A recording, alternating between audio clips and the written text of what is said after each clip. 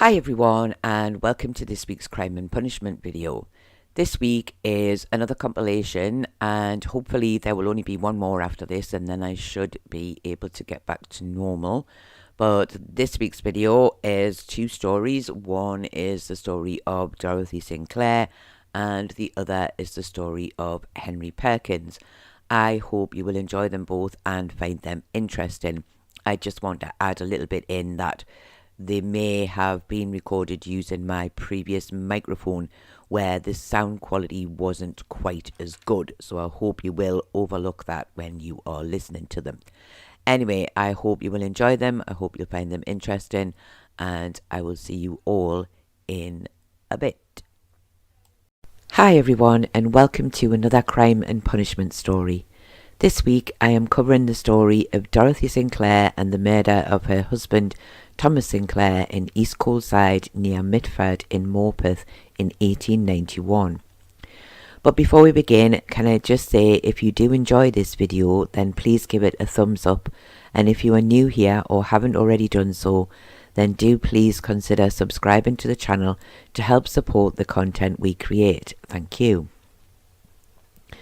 Dorothy Sinclair had been born Dorothy Parker in around 1847 in Hexham, Northumberland.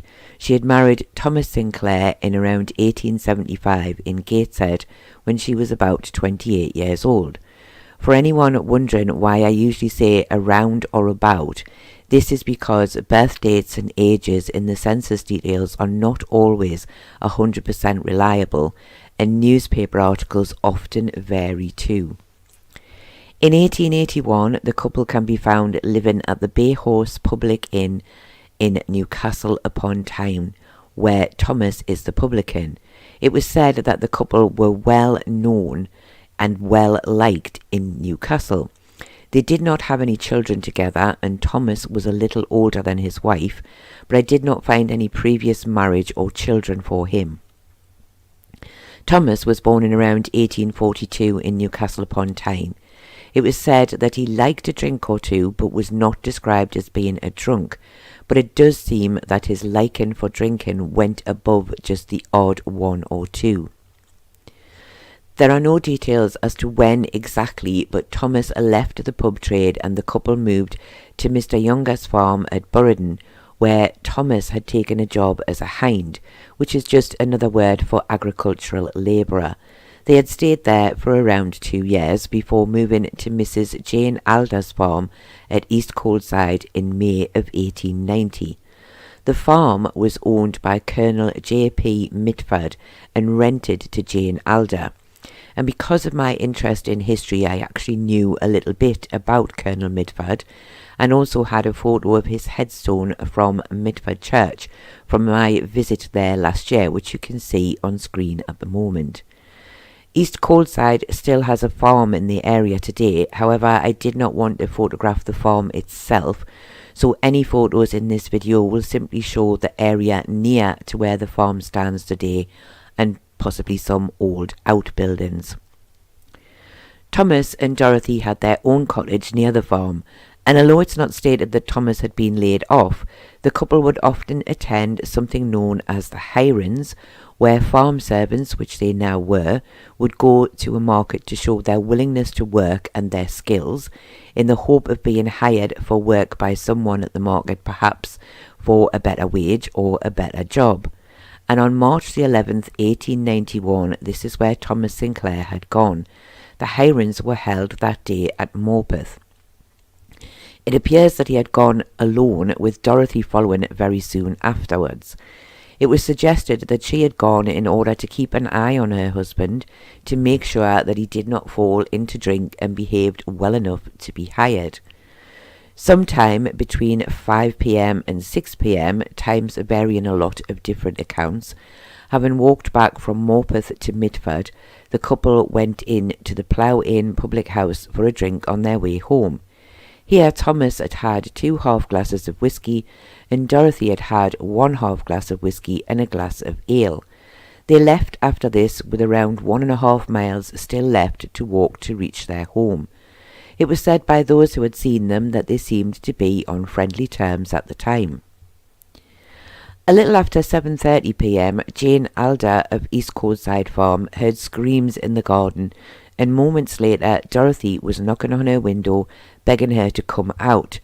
Dorothy cried, "Oh, Mrs. Alder, I am afraid I have stabbed Tom." As she came outside, Dorothy said to her, "Please come and help me to make him live." Jane Alder went to the cottage with Dorothy, and inside she found Thomas slumped in a chair in the kitchen. He seemed to be barely alive. Dorothy went up to him and placed her arm behind his head, it would be assumed to try and lift it. At this, Thomas took one last breath, and Jane Alder knew at once that he was dead. The police and the doctor were called, and Dorothy was arrested for the willful murder of her husband, to which she replied, "Yes, that is correct." She was then taken to the cells at Morpeth Police Station. Before the inquest, Dorothy appeared for a hearing at Morpeth Police Station. This was used as opposed to using the normal courthouse.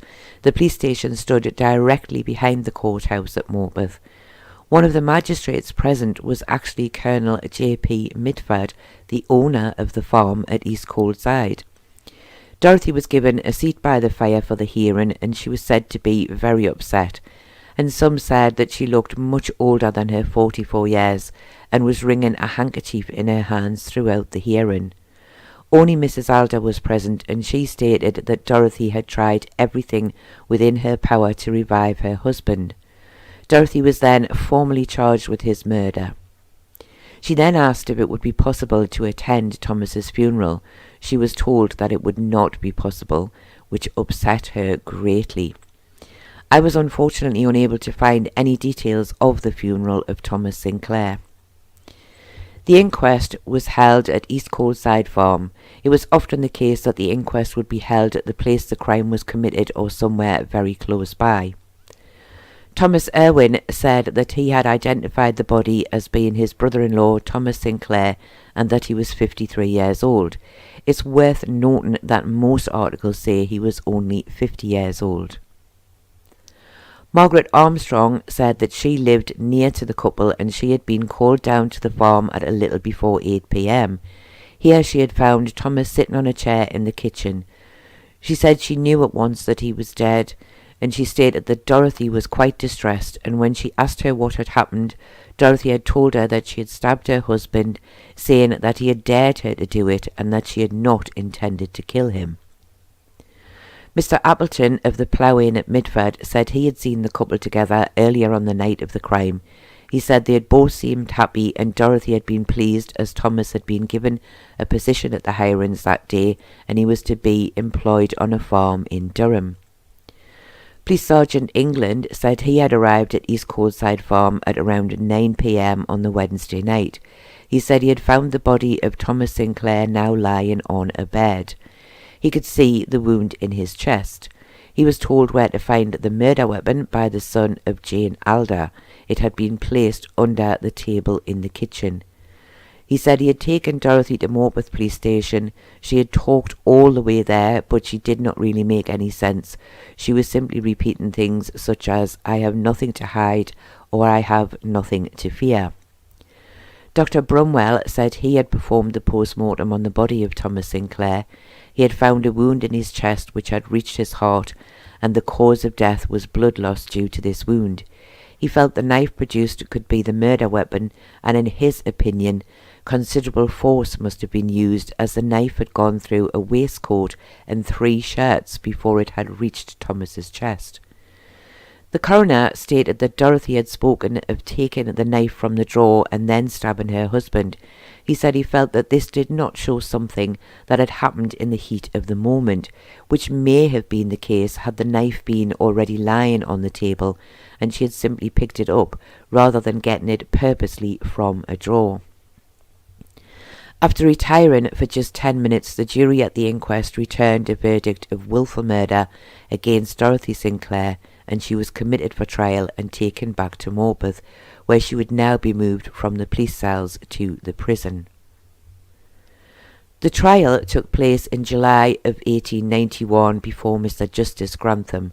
When asked how she pleaded, Dorothy replied, "Not guilty." Jane Alder would appear to be the chief witness, and she gave very detailed evidence, speaking first of going to the cottage with Dorothy and finding the body of Thomas.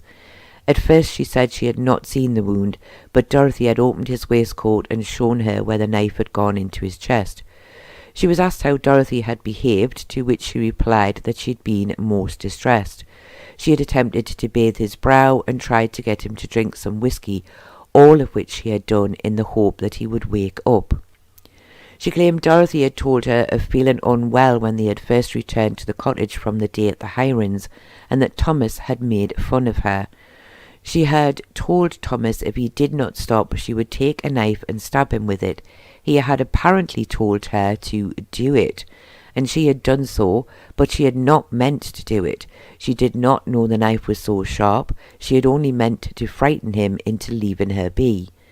Jane was asked if she herself had known the knife to be sharp, as she would have been aware that it had been sharpened just the day before by Thomas, in order to kill one of the farm pigs.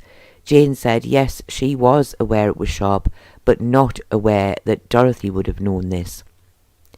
Jane Alder went on to say that it had been Dorothy who had asked for the doctor to be sent for, and her son had gone to fetch Dr. Scrimshire from Morpeth. Dr. Scrimshire, on hearing what he was being called for, had immediately sent for the police. Jane was asked if Dorothy had continued to revive her husband after the doctor had arrived, and Jane said no, she had not, as the doctor had told her there was nothing that could be done for him. Jane was then asked how Dorothy had previously behaved towards Thomas, and she had said that she had always been kind to him, always had a good word to say about him, and they appeared to get along very well together. She had heard that Thomas had a liking for the drink, but she had never seen him the worse for it, and Dorothy had gone to the Hirons that day to take care of him, the same as she had done the previous week. She also said that prior to them coming to her farm, they had worked for her husband's brother, and she had never heard any bad words about them when they had worked there. Margaret Armstrong stated that she had passed the couple's cottage a little earlier on the night and had heard voices. She said she had heard Thomas say, oh dear," as if he were in pain. She had thought to go into the cottage, but she then heard Dorothy laugh and begin to talk again, so she continued on her way home. However, she had not quite reached her home when Jane Alder's son William had passed her on the way to fetch the doctor, and what he had told her made her return at once to the cottage of Dorothy and Thomas. She also agreed with Jane Alder that Dorothy was very upset and had said she had not meant to kill Thomas. She had shown her how she had taken the knife and stabbed him in the chest. Margaret said she had not mentioned hearing the voices from the cottage at the inquest, and when cross-examined she said she had not gone in when she heard them, as she heard Dorothy laugh and talk again, so she had assumed that all was fine. Mr. Appleton of the Plough Inn at Mitford gave the same evidence as he had done at the inquest, only adding that Dorothy had been praising Thomas and saying he was a very good worker and she was very pleased with him. Sergeant England gave very similar evidence to that at the inquest, only adding that he had searched the cottage and found blood on an apron in the kitchen. However, it was quickly pointed out that this was pig's blood. He stated that on the way to Morpeth, Dorothy had said many times that she had not intended to kill Thomas. Both Dr. Scrimshire and Dr. Brumwell said the wound was deep and would have taken some force to cause, in their opinion.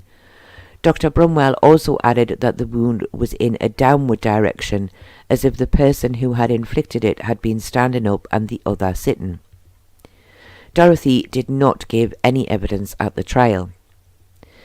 The defence said that he believed that Dorothy had been a good and faithful wife. She was not deserving of any more punishment than that which she had already suffered in losing the husband she loved very much, and that she would suffer this for the rest of her life. He stated she had clearly not intended to kill him. She had been unwell on their return. She was a woman of delicate nature, suffering with many chest complaints and often ill, so it was not any wonder when Thomas had made fun of her that she had wanted to stop him. And he said how many others had said something similar to what Dorothy had said when they were pushed by someone whilst feeling unwell. It did not mean that they intended to kill. She had not hidden her crime, she had not hidden the knife, and had tried all she could to revive her husband, bitterly regretting what she had done. He said it was a simple accident. Thomas was rising up from his seat as she turned with the knife in her hand, and this was when the fatal blow had been struck. She had not known the knife was so sharp and would cause such damage. It was a motiveless crime. She loved her husband and had no reason to wish him dead. He said that this was not a case of murder or even manslaughter. He in fact went as far as to say he felt she was innocent of any crime at all. The judge, in summing up, stated that this was in no way a premeditated crime.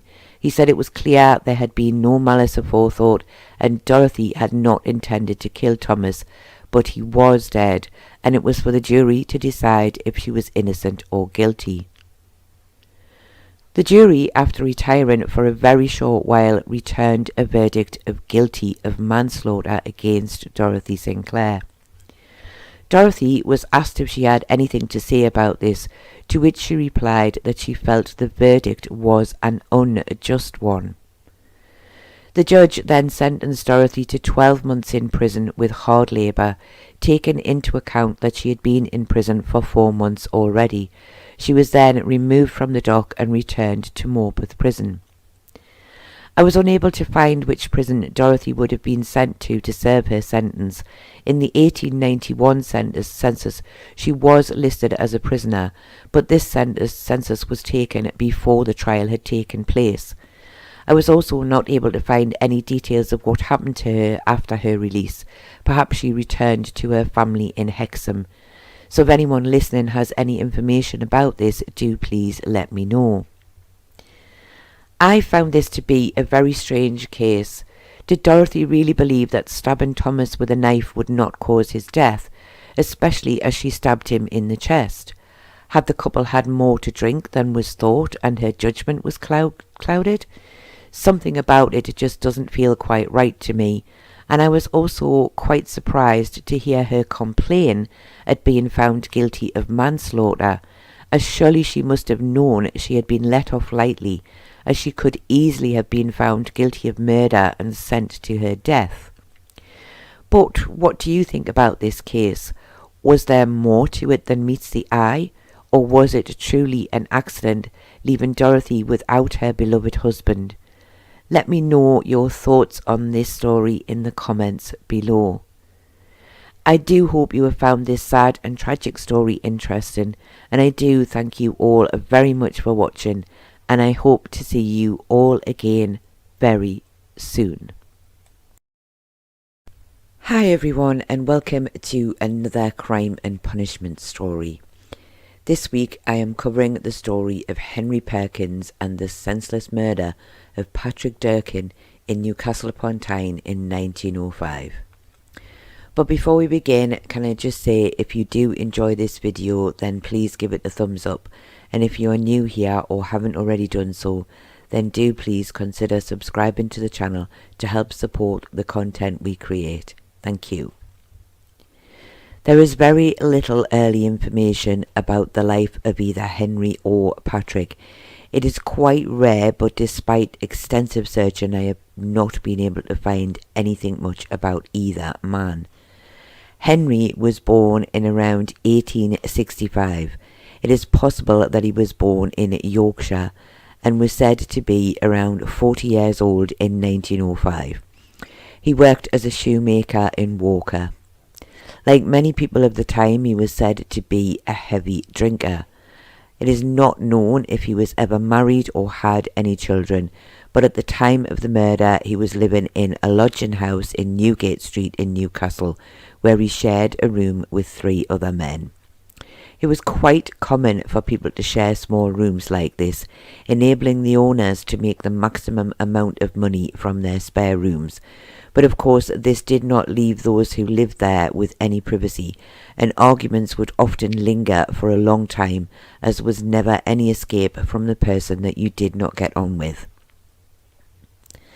Patrick Durkin was born in around 1876. During the trial, it was stated that Henry had called him Irish, so we can only assume that he was born in Ireland from this information.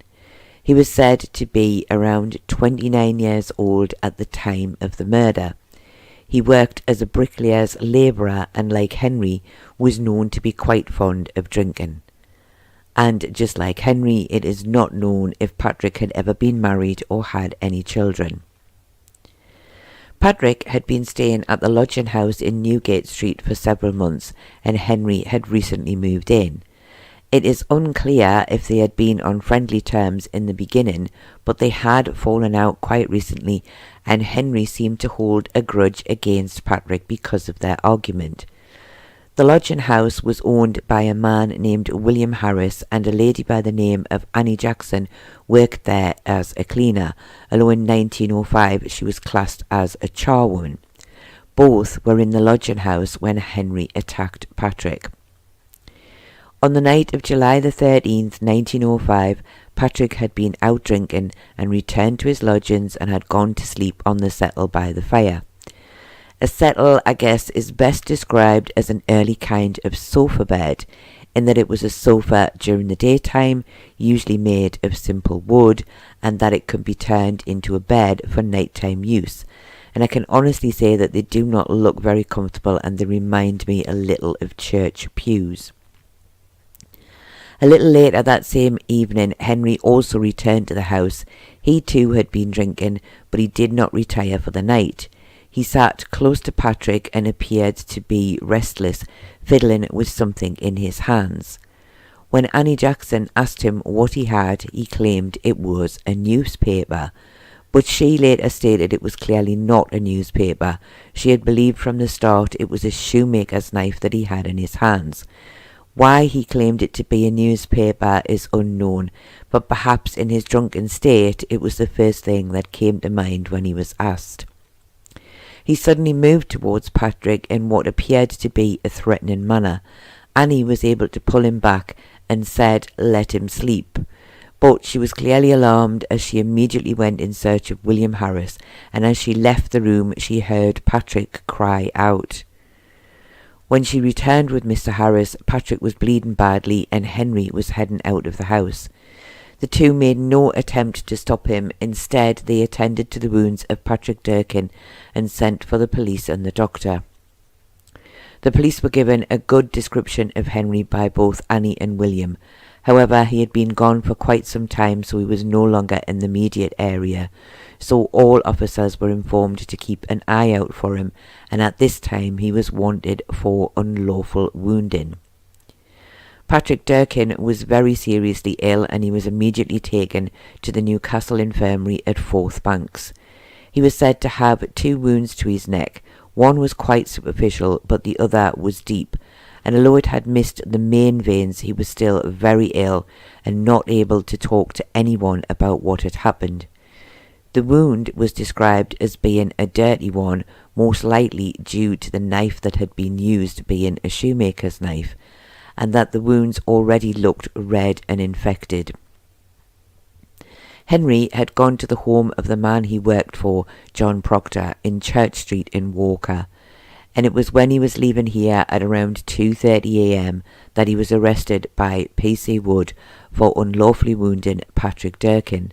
Henry, when arrested, said that he had nothing to say to this.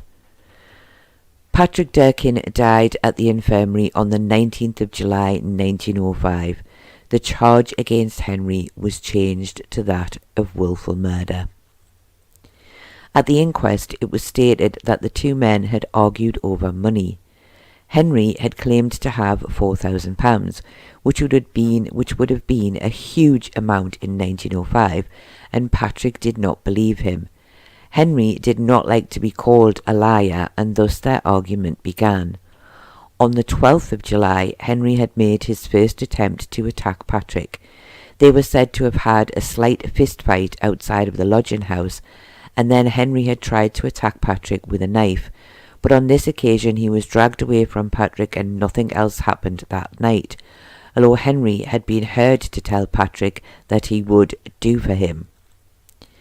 After this fight, William Harris had offered Henry another room away from Patrick, but he had declined, saying that he wished to stay in the same room. Although it appears that they had not spoken since the first fight, Henry was still in the same angry frame of mind, and when he saw Patrick the following night, it was said that he had attacked him without warning. Dr. Featherstone stated that Patrick had died from blood poisoning caused by the dirty knife used in the attack. He said that although he had improved slightly after first being brought into the infirmary, he had quickly deteriorated and was unable to give any details about the attack, having been unable to speak at all since his arrival. John Proctor of Church Street in Walker had employed Henry in his shop for around 2.5 years, and he knew him well. He said that Henry had visited him around 9 p.m. on the night of the murder and had told him, "I've stabbed a man and I am very sorry." John said he had also added, "You don't believe me. I'm afraid I have done it." John Proctor said he had not believed him, thinking it was just the drink talking, and he did not learn that it was the truth until the police had visited him later. He also stated that when not with drink, Henry was a very reliable, good working man. James Healy, who had previously lodged at the same house as the two men, said he had spoken to Henry on the afternoon before the attack, and that he had shown him the knife and said that he planned to use this on Patrick Durkin. Walter Harris, the 16-year-old son of the lodging house owner, said he had seen Henry attack Patrick on the 12th of July and said he had been the one to twist his arm to make him drop the knife and allow Patrick to get away from him. He also said that Henry had told him that if he went to prison that he, Walter, could have any of his things that he wanted. William Harris said on the night of the crime he had found Patrick bleeding on the settle in the room he shared with Henry and the other two men. He saw Henry leave, and although he believed him to have been drinking, he did not think he was incapable with the drink. When addressing Henry, William Harris used the term Yorkie, telling Henry, "I am sorry, Yorkie, I have told the truth. I am very sorry to have to come here. I have lost 2 good lodgers who always paid their rent." The jury at the inquest very quickly returned a verdict of guilty of willful murder against Henry Perkins, and he was committed for trial. The trial took place in mid-November of 1905. Henry pleaded not guilty. He had refused to tell the court or the guards at Newcastle Prison what part of the country he came from. He was clearly not from the Newcastle area originally, but he said that he did not wish his relatives to know about his arrest for murder or to know the outcome of his trial. However, I do have to say at this point that his family would have undoubtedly found out, as crimes of murder were reported in papers throughout the UK, and with his name in print they would have had some idea about his situation, though perhaps not until it was too late to visit him. Details of the actual trial are quite sparse. On the whole, it seems that the same evidence was given as that which was given at the inquest. There had been 4 murder trials taking place on the same day, and perhaps Henry's was not seen as being as interesting as the others, so very little was printed about it. From what I was able to find out, it seems that Henry had claimed he had only attacked Patrick as he believed he was about to attack him. Of course, this was disputed by Annie Jackson, who said Patrick was asleep at the time, but Henry claimed that as she had left the room to look for William Harris, Patrick had sat up and he feared he would attack him, so he had struck the first blow before he could. It was said that the argument over money had been the cause of the attack. Henry had not liked being called a liar, but the truth was he did not have the money he claimed at all. He was, in fact, living hand to mouth, and most of his money was spent on drinking. The defence suggested that this was a case of manslaughter and not premeditated murder. Henry had acted in a moment of anger and had not planned to kill Patrick. However, it would seem that the judge, in summing up, said that the men had previously fought and that Henry had said he would do for Patrick, and that he had returned to the house with a knife, making it hard to imagine that the murder, or the attack at the very least, had not been planned. The jury retired for a very short time before returning a verdict of guilty of willful murder against Henry Perkins. The judge then sentenced him to death by hanging, and that his remains would be buried within the walls of Newcastle Prison. When asked if he had anything to say to this, Henry replied by simply saying, "Thank you, my lord," before walking calmly from the dock. The execution date was set for December the 6th, 1905. The original executioner was to be a man by the name of Alan Taylor, who came from Newcastle. He had recently filled the vacancy left after the death of James Billington in 1901. The vacancy had not actually been filled until 1905. However, in the end, he would not do the job, and the executioner would be Pierpont. I believe that this would have been Henry Pierpont, as his brother Thomas was not working until 1906, and Albert was just a child. I was unable to find any details as to why Mr. Taylor did not do the job, so if anyone listening knows, do please let me know. There had been no recommendation for mercy, and no petition had been started to commute the sentence of death. This was quite unusual, as most cases, even when the crime had been quite brutal, a reprieve would be hoped for. Perhaps the lack of family or support in the area left no one willing to start a petition. Henry, it appears, had no visitors during his time in prison. His desire for his family not to know where he was and his lack of friends in the area would have been the main reason for this. He did, however, have regular visits from the prison chaplain. The prison chaplain stated that Henry was indeed sorry for the murder of Patrick Durkin and that he had confessed to his crime before his execution. Interestingly, during the course of the trial, a man by the name of John Ruffton stated that Henry had confessed to him about a murder he had committed some 19 years previously in Kettering, stating that he had killed a man by the name of Osborne. This confession had taken place a couple of days prior to the attack on Patrick Durkin. The police had also received a letter from an unknown source stating that Henry Perkins was the murderer of Osborne. They had checked and found that he had been in the Kettering area at the time the crime was committed, and they felt it was most likely that he had been responsible for this murder as well. However, he was never charged, and the prison chaplain stated quite clearly that when asked just prior to his execution, he had completely denied any connection to the murder of Osborne. The night before the execution, Henry was said to have slept well and arose early and ate a light breakfast. He was said to be calm and did not appear distressed at the punishment he was about to receive. Shortly before 8 a.m. he was pinioned, which means that his arms would be tied at the wrists, and he was led to the scaffold. He was said to walk calmly and firmly with no need of assistance, and he also walked onto the drop without any help. The rope was adjusted and the white cap placed over his head. The sign was given and the bolt was removed, and Henry fell. His death was said to be instant. It was said that only a very small crowd had gathered outside of the prison to see the black flag flown to show that the punishment had been carried out as required by law. Only 3 members of the press had been allowed inside the prison to witness the execution. After the usual time of 1 hour, his body was removed and buried within the grounds of Newcastle Prison. Many of you will have heard me mention the felon's plot in All Saints Cemetery in other stories. This was a mass grave used to bury the remains of those who had previously been buried within the prison walls. When the prison was demolished in 1925, all but 4 bodies of the 15 buried there were found and moved to the new location. Henry was one of those who was reburied in the mass grave. It would seem that this was another sad case where an argument and too much drink had caused a fight that led to the loss of life of 2 men, one because of the dreadful attack and the other at the hands of the hangman.